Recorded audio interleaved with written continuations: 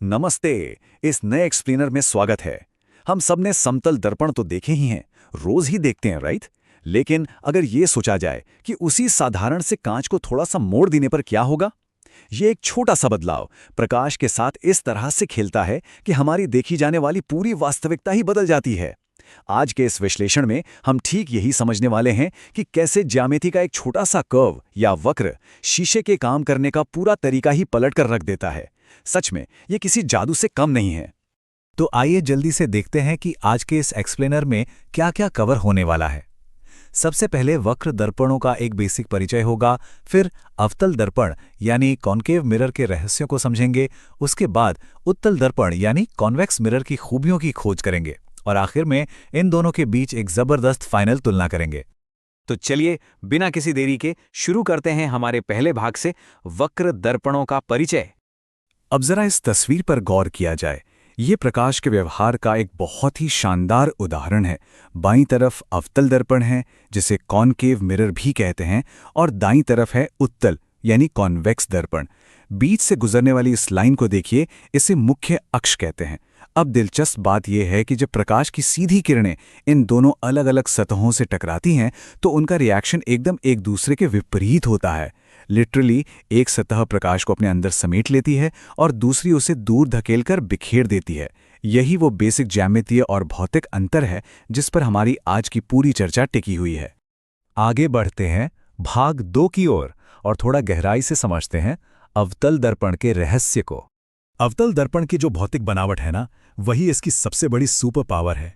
इसे ऐसे समझा जा सकता है, इसकी सतह अंदर की तरफ मुड़ी होती है, बिल्कुल किसी गुफा या फिर हमारी खाने वाली चम्मच के अंदरूनी हिस्से की तरह। अब होता क्या है कि जब प्रकाश की किरणें इस अंदर की ओर मुड़ी हुई सतह से टकराती हैं तो वे इधर उधर बिखरती नहीं हैं। इसके बजाय वे एक साथ अंदर की ओर मुड़कर एक ही सटीक बिंदु पर आकर मिल जाती हैं। इस खास मिलन बिंदु को फोकस कहा जाता है। प्रकाश को इस तरह एक ही जगह पर कन्वर्ज करने की ये कमाल की क्षमता इसी मुड़े हुए आकार का सीधा सा नतीजा है। अब इसका सबसे मजेदार हिस्सा देखिए। ये दर्पण हमेशा एक जैसा रिजल्ट नहीं देता। ये थोड़ा मूडी है और दूरी के हिसाब से बदलता है। अगर कोई वस्तु इस दर्पण के बहुत करीब है तो यह प्रकाश को कुछ इस तरह मोड़ता है कि एक सीधा और काफी बड़ा यानी मैग्नीफाइड प्रतिबिंब दिखाई देता है। लेकिन जैसे ही उस वस्तु को थोड़ा पीछे ले जाया जाता है, अचानक से फिजिक्स के नियम मानो पूरा सीन ही पलट देते हैं। जो प्रतिबिंब पहले सीधा और बड़ा था वो अब वास्तविक उल्टा और छोटा हो जाता है। यही दूरी पर निर्भरता और परिवर्तनशीलता अवतल दर्पण को इतना यूनिक और डायनामिक बनाती है। इस अंदर की तरफ मुड़े हुए आकार की ताकत का अंदाजा इसी बात से लगाया जा सकता है कि ये सूर्य की बेतहाशा किरणों को भी सिर्फ एक छोटे से बिंदु पर समेट सकता है। जी हाँ, बिल्कुल सही सुना। ये सिर्फ कोई किताबी सिद्धांत नहीं है। प्रकाश की इतनी विशाल ऊर्जा को एक जगह समेटकर इसका उपयोग बहुत ही ज्यादा उच्च तापमान पैदा करने के लिए किया जा सकता है। वक्रता का ये सिंपल सा गुण असल में रोशनी को एक केंद्रित और बेहद शक्तिशाली ऊर्जा में बदल देता है। चलिए अब हम अपने तीसरे भाग की ओर रुख करते हैं, उत्तल दर्पण की खोज।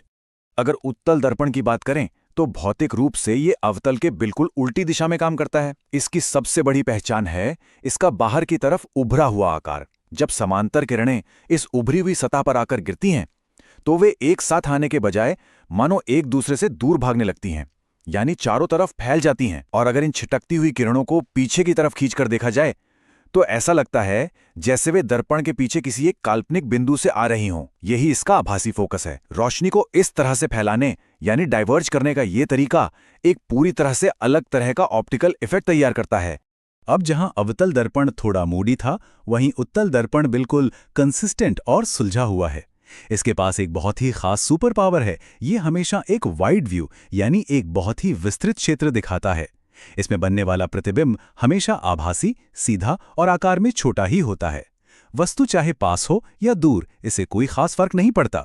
ये बाहर की तरफ उभरी हुई सतह हमेशा एक बहुत बड़े इलाके की तस्वीर को समेटकर एक छोटे से फ्रेम में फिट करने का शानदार काम करती है।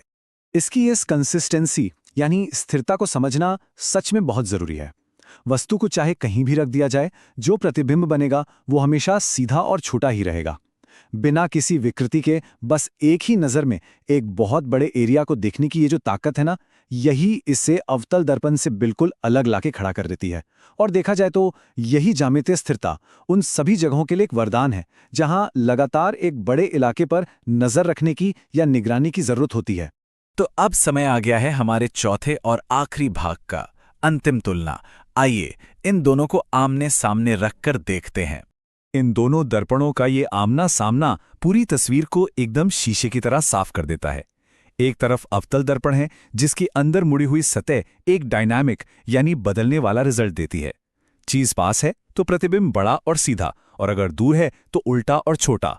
वहीं दूसरी तरफ उत्तल दर्पण है जो अपनी बाहर उभरी हुई सतह के कारण एकदम सुसंगत और एक जैसा परिणाम देता है, यानी एक बहुत बड़े वाइड व्यू के साथ हमेशा एक आभासी, सीधा और छोटा प्रतिबिंब। दोनों ही रोशनी के साथ खेलते हैं, लेकिन दोनों की नींव बिल्कुल अलग हैं। इस एक्सप्लेनर को खत्म करते हुए इस बात पर विचार करना काफी दिलचस्प होगा कि कांच के एक छोटे से टुकड़े में किया गया जरा सा कर्व रोशनी की पूरी कहानी को कैसे पलट कर रख देता है। एक दर्पण प्रकाश को समेटकर अपार ऊर्जा पैदा कर सकता है, तो दूसरा उसी प्रकाश को फैलाकर देखने के दायरे को विशाल बना देता है।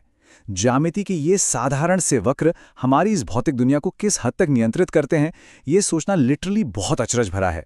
वक्र सतहों से टकराने वाली रोशनी सिर्फ एक तस्वीर नहीं बनाती, बल्कि वो पूरी की पूरी वास्तविकता को एक बिल्कुल नए नजरिए से हमारे सामने पेश करती है।